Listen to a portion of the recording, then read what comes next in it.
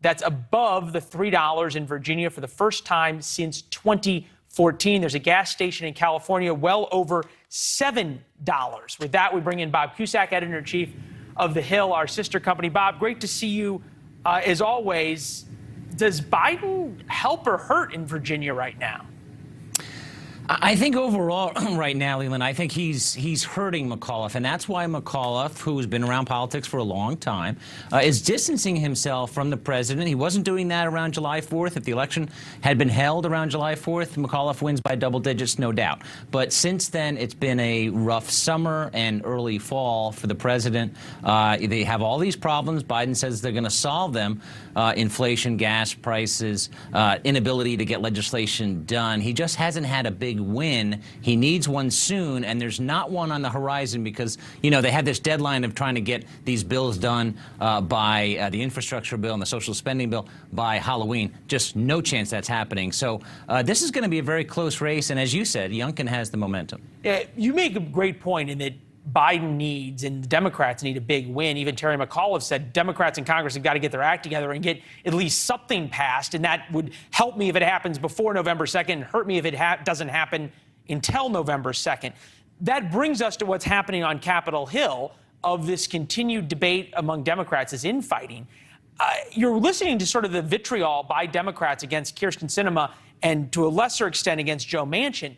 It almost feels as though there's some Democrats who hate Senator Sinema more than they hate Donald Trump.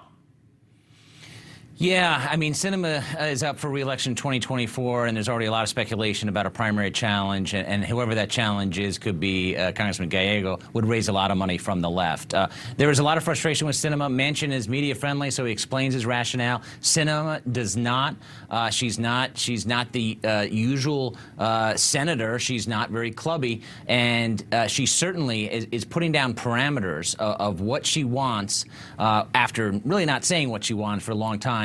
And it's just frustrating the left, and I'm sure it's frustrating candidates who are running this November, most notably McAuliffe. And McAuliffe, it's interesting, Leland, has been kind of bashing Washington, which is what you do when you try to get elected. The problem for McAuliffe is that who runs Washington? It's his own party. Well, and there's hardly a figure who is more of a Washington institution, a political insider, than Terry the Mac McAuliffe.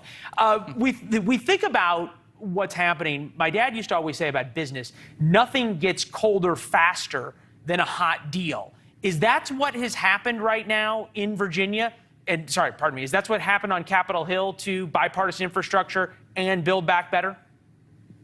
Yeah, I mean, when you're moving a bill, you want to have momentum. It's like a sports team. You want to keep going. You don't want to pause. You don't want to have a bye week. And that's what's happened with this infrastructure bill. It had all this momentum, got good headlines for Biden after it passed the Senate. And then the White House did not push the House progressives to hold their nose because they don't like that bill and vote for it. They're basically holding that one hostage for the bigger bill, and that's why we're going to be here for a couple more months into probably Christmas season before anything gets done. I think something will get done, but it's going to be really bumpy between now and then. Yeah, I was about to say I have this feeling that both Thanksgiving week and Christmas week might be inflection points, which is great for us in one way and bad for anybody who wants to spend the holidays with their families. Bob, thank you. Exactly. Thank you. Yeah. And as we said, On Balance is going to be on the road.